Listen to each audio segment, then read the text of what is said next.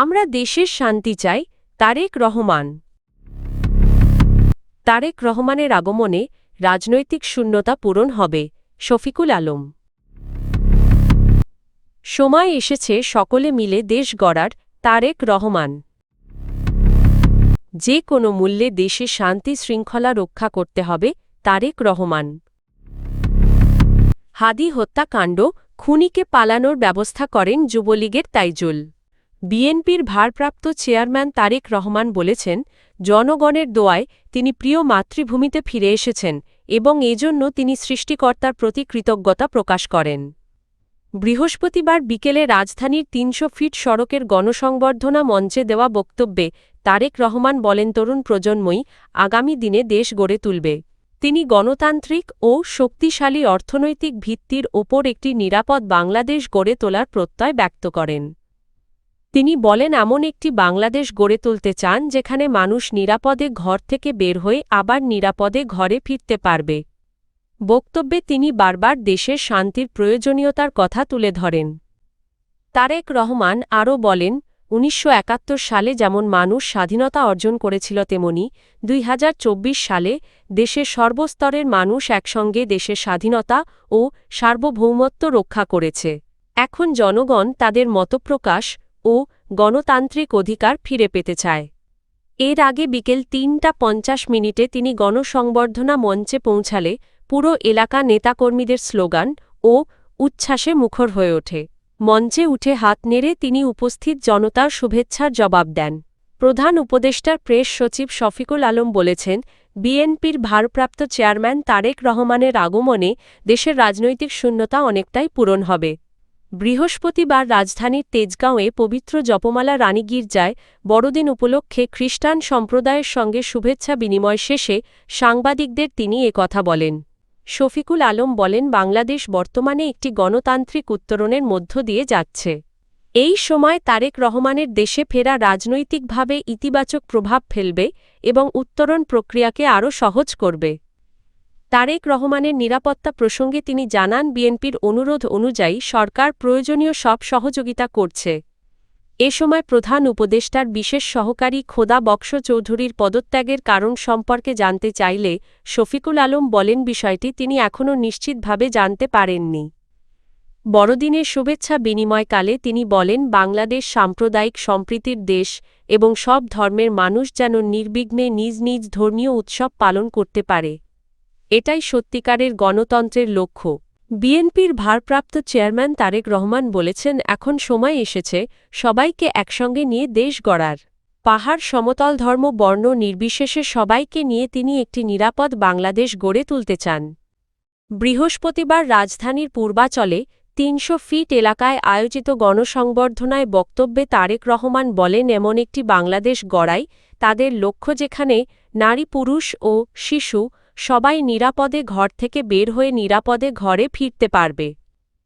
প্রিয় বাংলাদেশ সম্বোধনে বক্তব্য শুরু করে তিনি সৃষ্টিকর্তার প্রতি কৃতজ্ঞতা জানিয়ে বলেন, মহান আল্লাহর দোয়ায় তিনি মাতৃভূমিতে ফিরে এসেছেন। তিনি বলেন, ১৯৭১ সালে যেমন মানুষ স্বাধীনতা অর্জন করেছিল তেমনি ২০২৪ সালে দেশের সর্বস্তরের মানুষ একসঙ্গে স্বাধীনতা ও সার্বভৌমত্ব রক্ষা করেছে। এখন জনগণ কথা বলার ও গণতান্ত্রিক অধিকার ফিরে পেতে চায়। ওসমান হাদির হত্যার প্রসঙ্গ টেনে তারেক রহমান বলেন, শহীদদের রক্তের ঋণ শোধ করতে হলে প্রত্যাশিত বাংলাদেশ গড়ে তুলতে হবে। তিনি বলেন, তরুণ প্রজন্মই আগামী দিনে দেশ গড়বে। গণতন্ত্র ও শক্তিশালী অর্থনৈতিক ভিত্তির ওপর দেশ গঠনের আহ্বান জানিয়ে তিনি ৩বার বলেন, আমরা দেশের শান্তি চাই।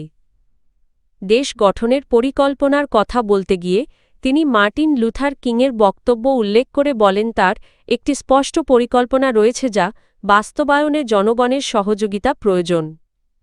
এর আগে বিকেল ৩:৩০টার দিকে তিনি গণসংবর্ধনার মঞ্চে পৌঁছান এবং বিএনপি মহাসচিব মির্জা ফখরুল ইসলাম আলমগীর তাঁকে স্বাগত জানান।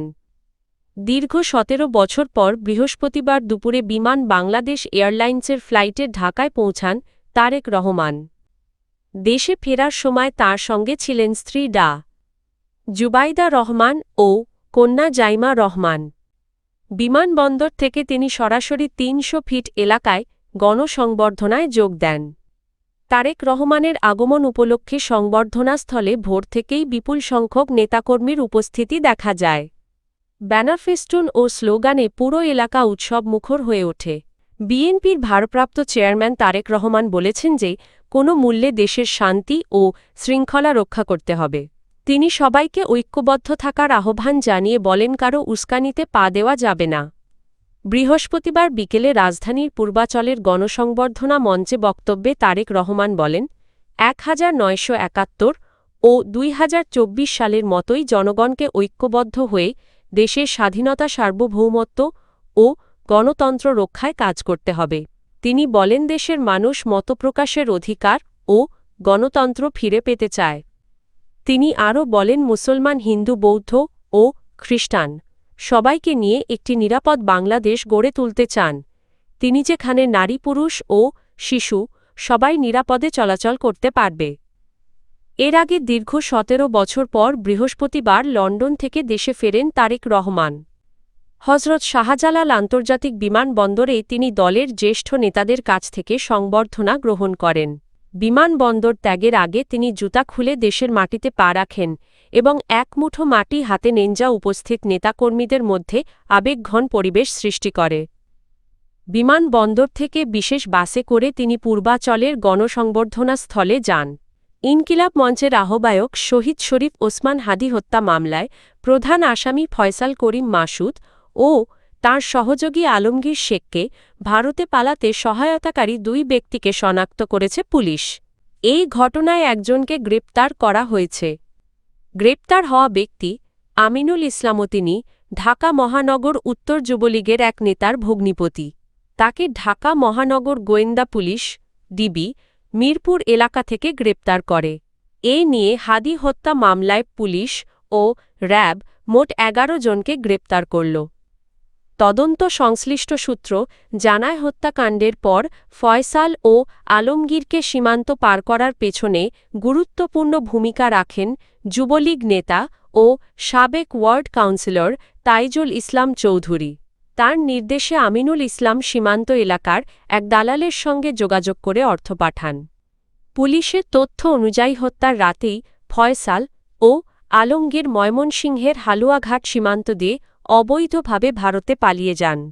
তথ্যপ্রযুক্তির সহায়তায় তাদের গতিবিধি শনাক্ত করে তদন্ত এগিয়ে নেওয়া হয়। ডিএমপির অতিরিক্ত কমিশনার ডিবি মো. শফিকুল ইসলাম জানিয়েছেন, পালাতে সহায়তার অভিযোগে আমিনুল ইসলামকে গ্রেপ্তার করা হয়েছে এবং ঘটনায় জড়িত অন্যদের ধরতে অভিযান চলছে। আদালত আমিনুলের 5 দিনের রিমান্ড মঞ্জুর করেছেন।